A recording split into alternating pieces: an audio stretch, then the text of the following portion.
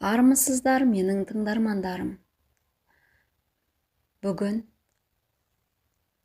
жеңгесімен көңіл қосқан жігіттің оқиғасын айтып беремін. Дархан екеуміз Тараздағы орта мектепті бірге бітірдік. Балабақшадан бері бірге келе жатқан досым екеуміздің жұбымыз бір үйлі жазылған емес. Мектеп бітірген соң педагогикалық институтқа түстік. Ауылдан келген біздер 4 жыл жатақханада тұрып оқыдық. Кейін оқу бітіріп мамандығымыз бойынша жұмыс табылмай, қаладағы цехқа жұмысқа тұрып кеттік. Дос болған соң арамызда қалған сыр жоқ. Үнемі мәселемізді бірге шешеміз. Бірге пәтер жалдап тұрғанымыз бар. Цехқа тұрғаннан кейін көп ұзамай мен студент кезден бірге жүрген бізден бір курс төмен оқитын Сәуле есімді қызбен отау тіктім. Мен отбасылы болғаннан кейін Дархан өзінің немере ағасының үйінде тұратын болып шешті. 2 жылдан бері соның үйінде тұрып келеді. Кейінгі кезде Дарханның тұнжырап тұратын көзі сондай ойнақы. Себебін сұрап едім, әзілдесіп жымың-жымың етеді. Оның ағасы болып келетін Сембек күзетте тәулікпен жұмыс істейді. Бір күн істеп, бір күн демалады. Ақкөңіл ағасы інісін туылғанындай жақсы көреді. Десем артық айтқаным емес. Жеңгесі де мейірімі төгілген әзілге жақын келіншек. Келіншек дегені болмаса, бітімі қыздай, кеудесінде томпиған төсі еріксіз назар аудартады. Қыпша белі оның сымбатты екенін байқата түседі. Қарағанда ойнақы көздермен арбап тұрады. Үйленгендеріне 3 жыл болса да, әлі күнге перзент сүймеген. Бір күн жұмыста, бір күн үйде болатын ағасы Сембектің Дарханмен шаруасы жоқ. Ал жеңгесінің мойнына менің досымның тамақтануы мен кір киімдерін жуып беру міндеті жүктелген. Досым болған соң мен де дігірлеп қоймаймын ғой. Ол болса ләмим деп ештеңе айта қоймайды. Бірде дәкең ағынан жарылып сыр бөлісті ғой. Айтуынша ол біраз уақыттан бері жеңгесі Эльмира мен ағасы жоқта ойнас құрады екен. Қалада өскен жеңгесі бұған өзі емеурін білдіріпті. Кейде түн ортасына дейін үйге келмей қоятын қайын інісіне Элия жеңгесі үнемі қағытып тиісе беріпті. Бірде ағасы жоқта киімдерін жуып жатып, қалтаңдағы нәрселеріңе қарап тұрсам, қыз қырқынның тақымын кептірмейсің ау дегенде, менің досым ұяттан беті қызарып дуылдап кетіпті. Жерге қарап қипақтай беріпті. Тағы бірде жеңгесі, жетпегір қай қызды шырылдатып келдің деп бір тиісіп өтеді. Әрине, ағасы жоқ кезде ғана осылай ойнайды. Ағасы барда әдептен аспайды екен. Ағасы жоқта реті келген сайын әлгінде сөздерімен түйіріп қытығына тие түсуін қоймайды. Қыз қырқында құр жібермейтін сері көңіл досым жеңгесінің мұндай қылығынан үркектеп ыңғайсызданады екен.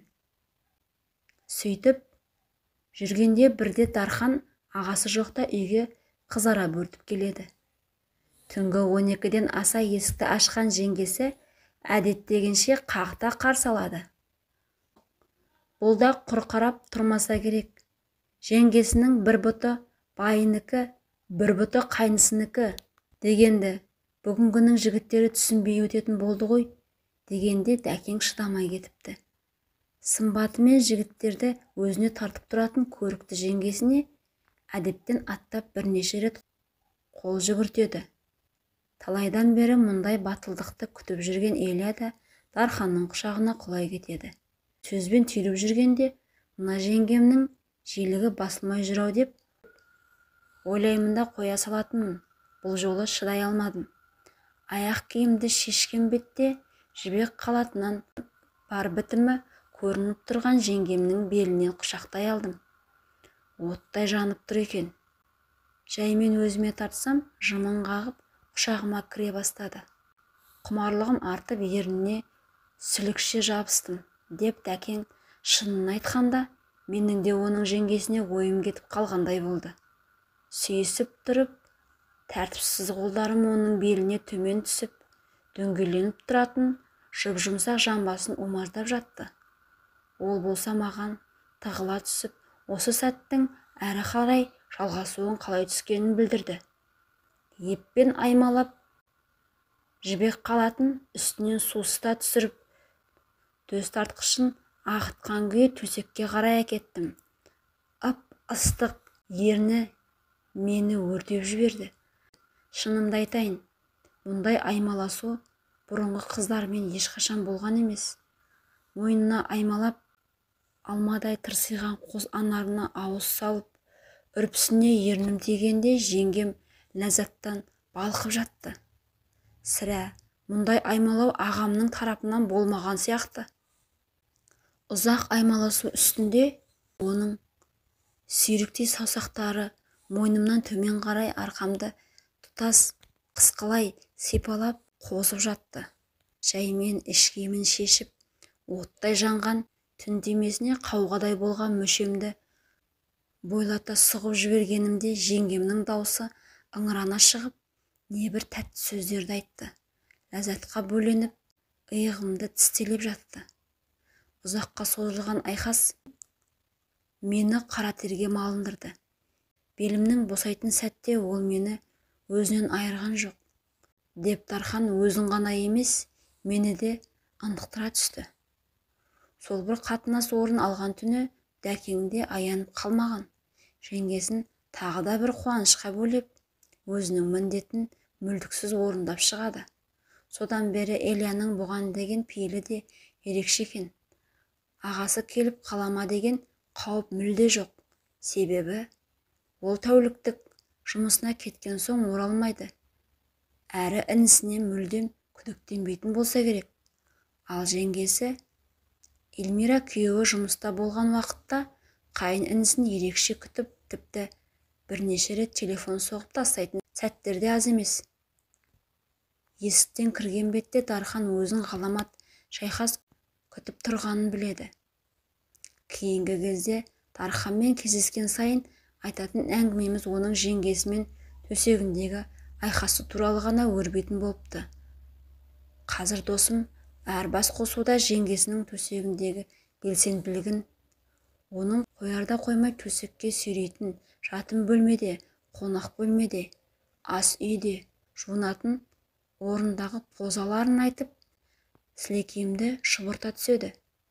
Сондай сәттерде ішімнен шіркін, мына Элияны біз балқытатын күн қашан туар екен деп қиялдап кетемін.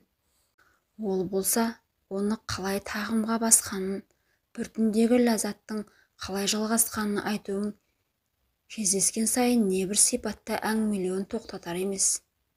Өткенде ағасының үйіне әжесі келіп, 10 күнге жуық айқас тоқтап қалыпты. Сол сәтте жеңгем екеуміздің бір-бірімізге деген ынтығуымызды көрсең, дейді Дархан жүзін көңілсіздік торлап. Жеңгесі, әжесі басқа бөлмеде отырғанда бұған маза бермеуін доғармапты. Ал досым кемпірдің кетпей қойған жаратпай жүрдім деп күледі. Жақында ауылдан қайнатам келетін болып, күтіп алуға Дархан екеуміз бірге баратын болып келістік. Пойыз түнде келетін еді. Алайда баратын сәтте Дарханның телефон тұтқасын көтермей қойғаны. Ағасы да сол күні шамасы жұмыста болу керек. Көз алдыма Дәкеңнің Элияны қырандай бүріп алып, қызыл көрпені бүлкілдетіп жатқаны елестеп тұрды.